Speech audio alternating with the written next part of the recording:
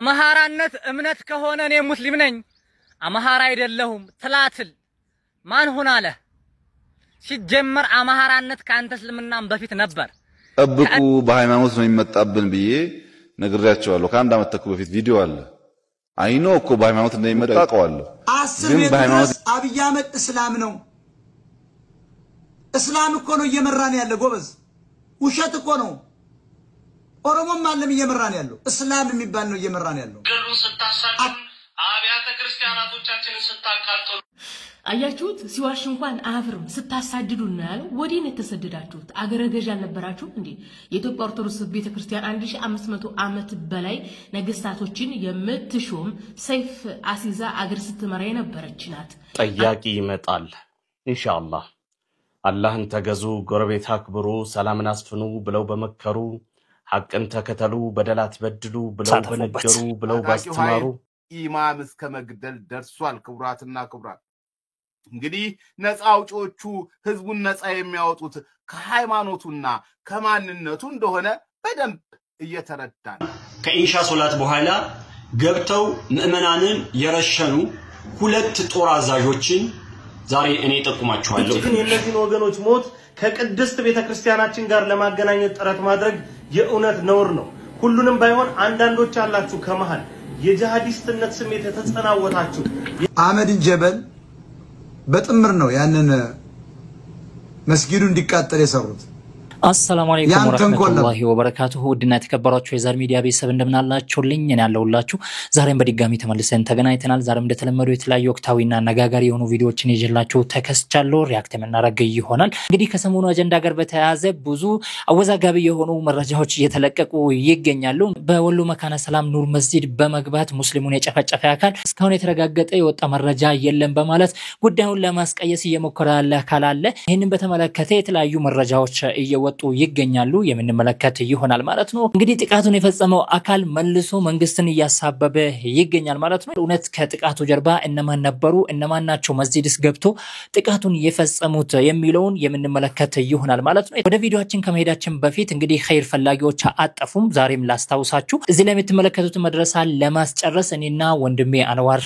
ቻሌንጅ ጀምረናል ሰሞኑ ማለት ነው ታዲያ ይሄንን ቻሌንጅ ጀምርነውም ከአላህ በታች እናንተን በመተማመን ነው እዚህ ላይ በማስቀመጥላችሁ ባንክ አካውንት የቻላችሁትን ማድረግ ትችላላችሁ ማለት ነው እንግዲህ መድረሳው ማልቆ ለማስመረቅ ትንሽ ነገር ነው የቀረው ኢንሻአላህ እንጨርሳለን ብለን ተስፋ እናደርጋለን ተሳተፉበት ታጣቂው ኃይል ኢማም እስከ መግደል ደርሷል ክብራትና ክብራት እንግዲህ ነፃ አውጪዎቹ ህዝቡን ነፃ የሚያወጡት ከሃይማኖቱና ከማንነቱ እንደሆነ በደንብ እየተረዳን ነው ይሄ ታጣቂ ኃይል በርቀት ሆ ሲል ሲያዩት ታጋይ ይመስላል ዙም አርገን ወይም ቀረብ አርገን ስናየው ግን ታጋይ ሳይሆን ገዳይ ሆኖ እናገኘዋለን ይሄ መራራቅ ነው ይሄንን ነውረኛ አካሄድ ይሄንን በጣም ግፈኛ አካሄድ አብረን ጮክ ብለን ማውገዝ አለብን ይሄ ታጣቂ ቡድን በነገራችን ላይ መጀመሪያ ቀኗል የመጀመሪያ ጊዜ አይደለም አዲስ ነገርም አይደለም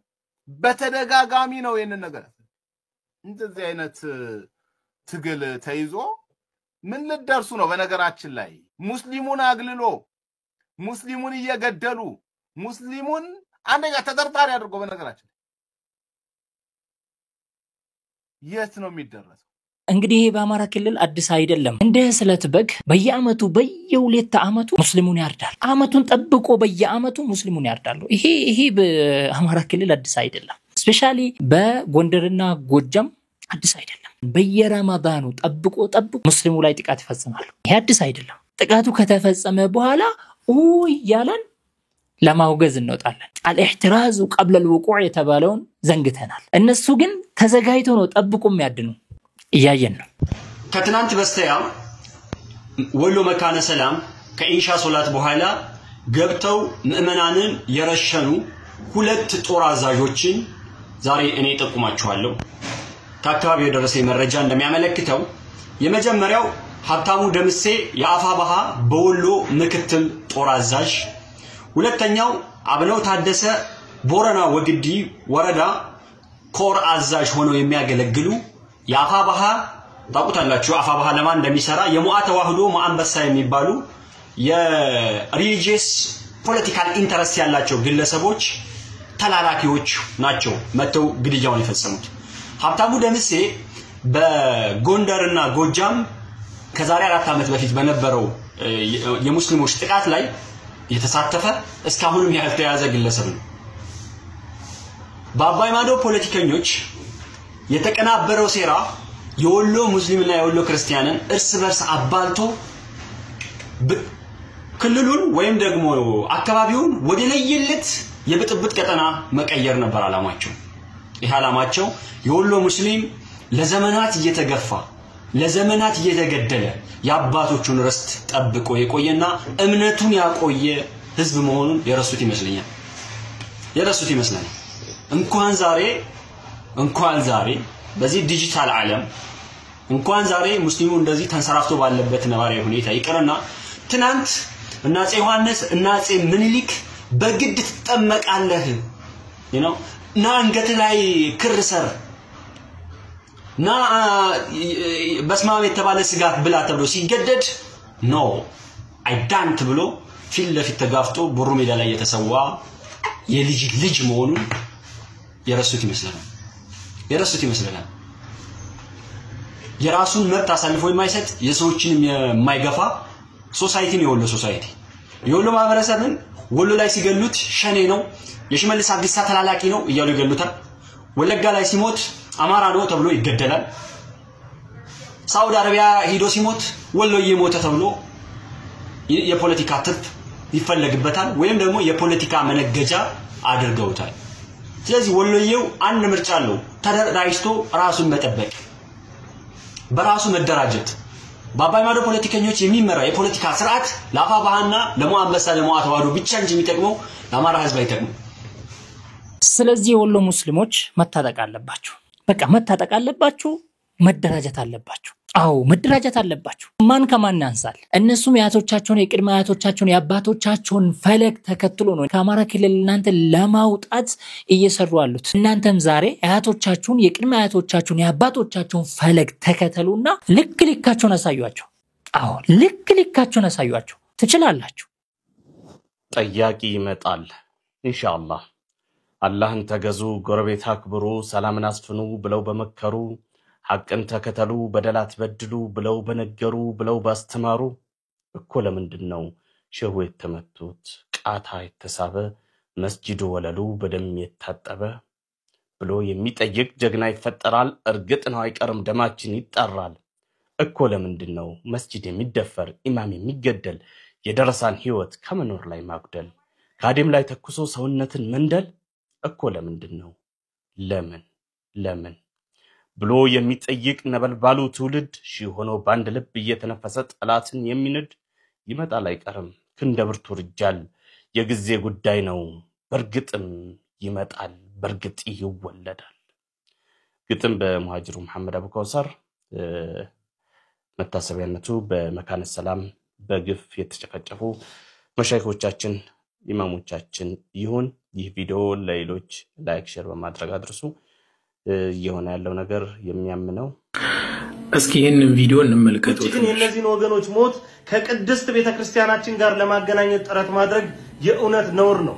ሁሉንም ባይሆን አንዳንዶች አላችሁ ከመሃል የጂሃዲስትነት ስሜት የተጸናወታችሁ የእናንተን እንደሰማችሁት ነው። በመጀመሪያ እኔ አንድ የጥንቃቄ መልእክት ልንገራችሁ።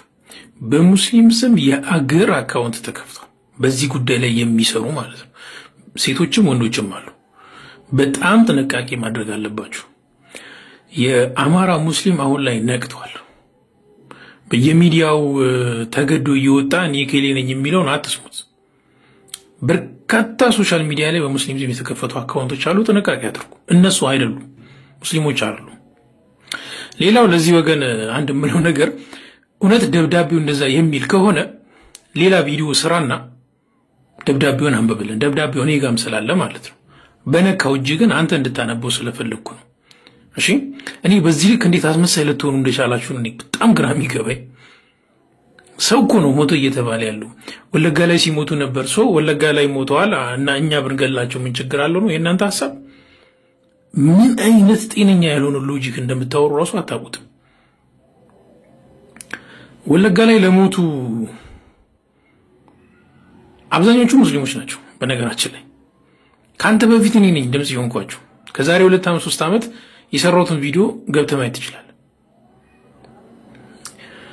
እኔ በዚህ ልክ ሰው የበቆዳ ለብሶ ተኩላ መሆን እንዴት እንደተቻለ አላውቅም።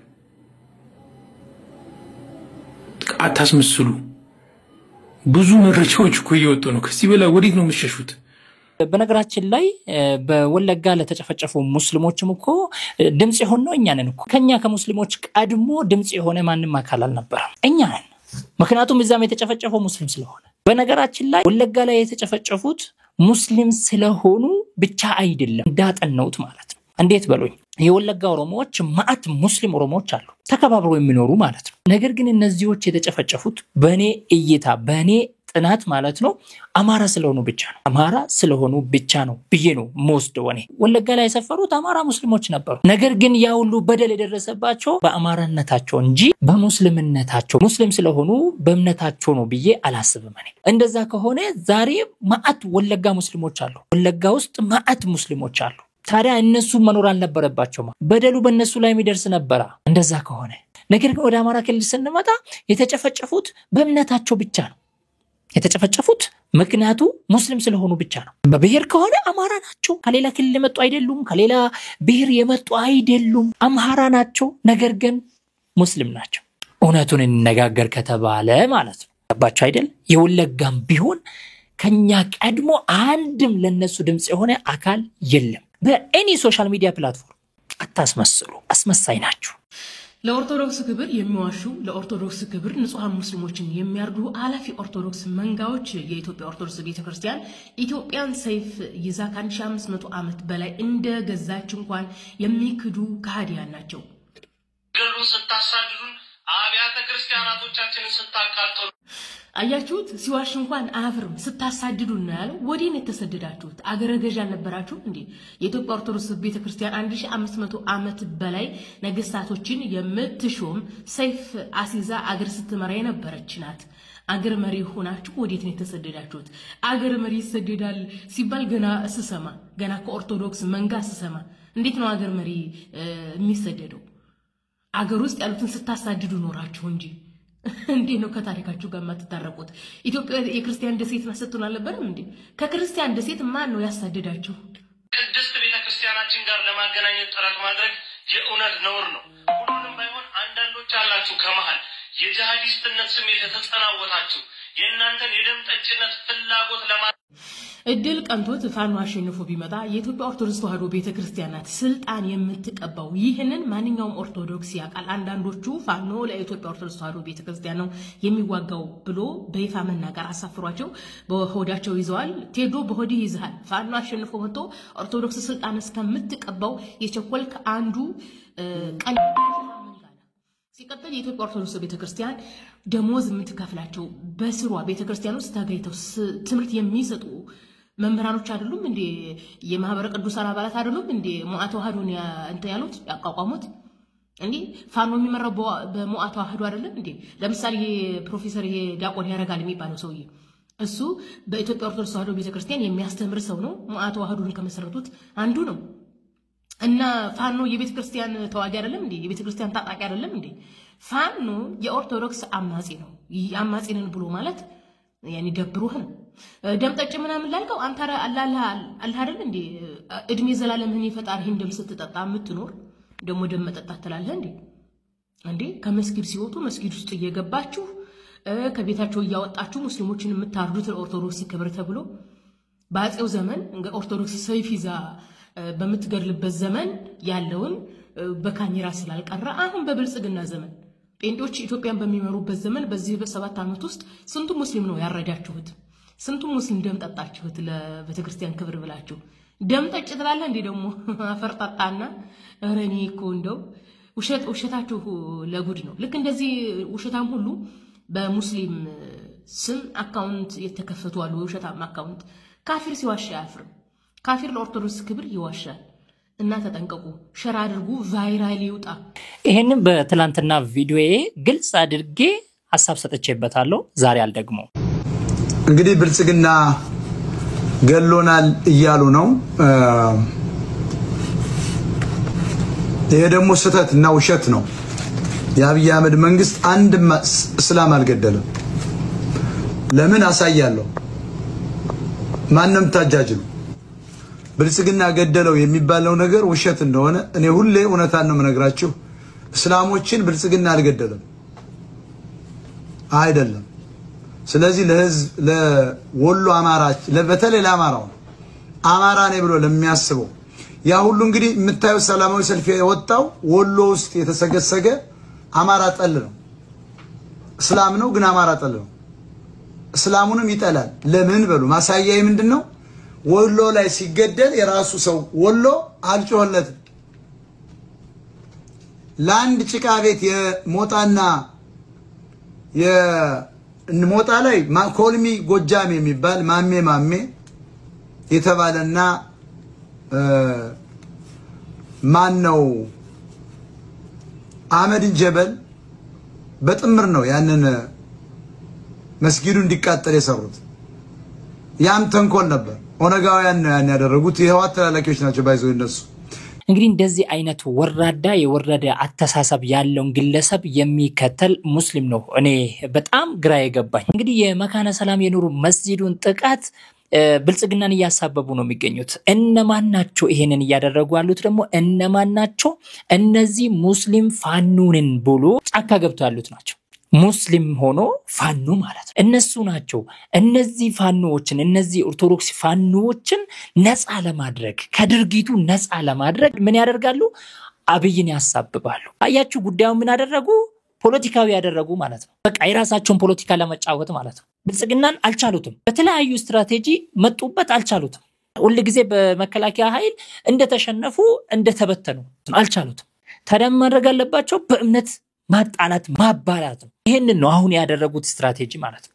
ጠብቁ በሃይማኖት ነው የሚመጣብን ብዬ ነግሬያቸዋለሁ። ከአንድ ዓመት ተኩል በፊት ቪዲዮ አለ። አይኖ እኮ በሃይማኖት እንደሚመጣ አውቀዋለሁ። ግን በሃይማኖት እያንዳንዱ ቦታ ገብቼ ይሄ ልከላከል አልችልም እንጂ ጉዳዩ ከቦኮ ሐራም ይመሳሰላል ሳይሆን አንድ አይነት እሳቤ ነው። ለምሳሌ የዛሬ 50 ዓመት 100 ዓመት ኢትዮጵያ የምንጨቃጨቀው በዚህ ጊዜ ሰው ሞቷል፣ በዚህ ጊዜ ይሄ ንጉስ ሰው ገድሏል፣ እንዲያርጓል፣ አያልገደለም አይገድሏል ነው ክርክሩ አይደለም። ለተሳሲውም ገድሏል ብለን እናስብ። እኛ የጠላነው ሰውየውን አይደለም፣ ለምን ገደለ ነው። ማንም ይሁን ማን ለምን ገደለ ብሎ የሚጠላ ሰው ደግሞ አይገልም። ትናንትና ለምን ተገደለ ብለን እየተጨቃጨቅን ዛሬ ሰው ከገደል ትናንትና ፎቶ አልነበረም፣ ትናንትና ቪዲዮ አልነበረም፣ ትናንትና ጽሑፍ አልነበረም። አሁን ያያችሁት በደል መንግስት ፈረደ አልፈረደ ደም ነው። ታያለ የዛሬ 100 ዓመት 50 ዓመት 200 ዓመት ማጨቃጫቂ ጉዳይ 10 ቤቱ ድረስ አብይ አህመድ እስላም ነው። እስላም እኮ ነው እየመራን ያለ ጎበዝ። ውሸት እኮ ነው። ኦሮሞም አለም እየመራን ያለው እስላም የሚባል ነው እየመራን ያለው። አክራሪ እስላም ነው እየመራን ያለው። ከ5 ጀነራሎች መካከል እኮ 3 እኮ የወሎ እስላሞች ናቸው። እና ወሎዬን ወሎዬ ጨፈጨፈው ልትለኝ ነው? ብልጽግና ጨፈጨፈ የሚል ውሸት ነው። አብይ አልጨፈጨፋቸው።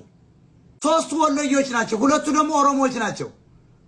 5 ጀነራል አሁን የአዲሱ የአብይ አህመድ አደረጃጀት 5 ሙሉ ጀነራሎች እስላሞች ናቸው። 3 የወሎ እስላም ናቸው፣ 2 የኦሮሞ እስላሞች ናቸው። ታዲያ እስላምን እስላም ይገላል እንዴ?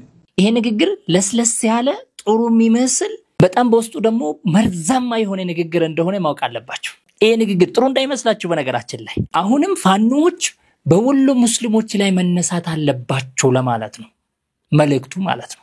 እንዴት በሉኝ። አሁን መከላከያ ከነሱ ጋር ጦርነት ውስጥ ናቸው። የመከላከያ አዛዦቹ ደግሞ የወሎ ሙስሊም ናቸው እያለ ነው። ታዲያ ፋኖዎች በእነማን ላይ ነው በቀላቸው መወጣት ፈልጉት? በእነዚህ በወሎ ሙስሊሞች ላይ። ይሄንን በደንብ ማወቅ አለባችሁ። ጥሩ እንዳይመስላችሁ እንደዚህ ብሎ ሲናገር ይሄ ግለሰብ ሙስሊም እየመራን ነው በሙስሊም እየተመራን ነው ብሎ ሲናገር ጥሩ እንዳይመስላችሁ። አማራነት እምነት ከሆነ እኔ ሙስሊም ነኝ አማራ አይደለሁም ትላትል ማን ሆነ አለ? ሲጀመር አማራነት ከአንተ እስልምናም በፊት ነበር። ከእናት ግንዱ ተገንጥሎ ለአላይ ግብጽና ምስራቅ አፍሪካን እንዲሁም ምዕራብ አፍሪካን እያለማ የመጣ ማህበረሰብ ነው። ልንገር እንደ ስለ ግዛቱ መርዌንና እስኪ ሰናፍታ ኑቢያን ጠይቅ፣ የፖርቹጋል ጸሐፊዎችን ጠይቅ እስኪ ትላትል። አንተ አማራ ሆንክ አልሆንክ የዚያ ማህበረሰብ ልዕልና አይቀንስም፣ አይወርድም፣ አይጨምርም። ልዕልናው አንዴ የተሰቀለ ማህበረሰብ ነው። አቤት አቤት አቤት! ያንተ ስልጣኔ የሞተ የፈረንጅ ልባሽ ቦንዳ መስመር ለመስመር መሸጥ ስልጣኔ ነው እንዴ? ሸማ የሰራ የፈተለ ማህበረሰብ እኮ ነው። ድንጋይን ያጫወተ ማህበረሰብ ነው። ብረትን ያቀለጠ ማህበረሰብ ነው። በእጽዋት ላይ የተጠበበ ማህበረሰብ ነው። አንተ አማራ ሆንክ አልሆንክ ያ ማህበረሰብ የሚጨምረውም የሚቀንሰውም የለም። ትላትል ትቀልዳል። አማራን ማክበር አለብህ። እኔ እንደዚህ አይነት ሰዎችን ስመለከታቸው ለደፍተራዎችና ለተለያዩ የእምነት አባቶች ነው ማጨበጭብ። ላይ መሰላችሁ በጣም ትልቅ ስራ ነው የሰራችሁት። በጣም ትልቅ ስራ ነው የሰራችሁት። አሁን እንደዚህ አይነት ሰዎች በእነሱ በደፍተራዎች ፕሮፓጋንዳ በቤተክርስቲያን ያደጉ ሰዎች ናቸው። የነሱ የውሸት ትርክትን እየሰሙ ያደጉት ናቸው። እነዚህ ሰዎች እኮ ማርያም የጎጃም ልጅ ናት ብሎ የሚናገሩ ሰዎች ናቸው እኮ። ታዲያ ይሄ የማን ውጤት ነው? የደፍተራ ውጤት፣ የነዛ የውሸት ታሪክ ዘጋቢዎች ውጤት ነው። ይሄን ማወቅ አለባቸው። እኔ እንደዚህ አይነት ግለሰቦች እንደዚህ አይነት ሰዎችን ስመለከታቸው ለነዛ ሰዎች ነው ማጨበጭበው። ምክንያቱም በጣም ትልቅ ስራ ነው የሰሩት። ስለዚህ የነሱ ውጤት ስለሆነ ክሬዲት ሊሰጣቸው ይገባል ብዬ ነው ማስበው እና አሁንም አጨበጭብላችኋለሁ ለማለት እፈልጋለሁ። ውድ ቤተሰቦቼ እንግዲህ ቪዲዮ ይሄን ይመስላል። እንዴት አገኛችሁት? እናንተ ሐሳብ አስተያየታችሁን ኮሜንት ሴክሽን ላይ መስጠት ትችላላችሁ ማለት ነው። በሌላ ቪዲዮ ተመልሰን የምንገናኝ ይሆናል። እስከዛ ባላችሁበት ሰላም ሁኑ። ለሀገራችን አላህ Subhanahu Wa Ta'ala ሰላሙን ያምጣልን እያልኩኝ ሰላም አለይኩም ወራህመቱላሂ ወበረካቱ።